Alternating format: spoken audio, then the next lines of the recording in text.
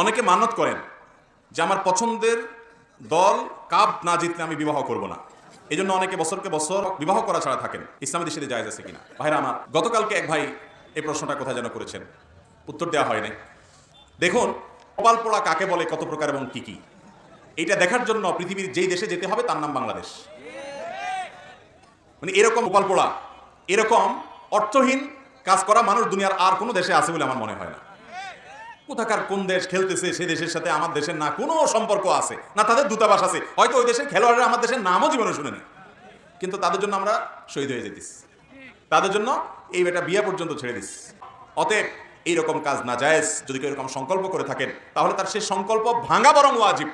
এই সংকল্প ভঙ্গ করা কি? উল্টাপাল্টা সংকল্প করলে সেটা রক্ষা করা ইসলামে জায়েজ নাই। সে কাপ না পাইলে আপনি বিয়ে করবেন না, মানে এর চেয়ে বড় পাগলামি, এর চেয়ে বড় মানে নির্বুদ্ধিতার কাজ আর কি হতে পারে দুনিয়াতে? বলেন। আল্লাহ তাআলা আমাদের ভাইদেরকে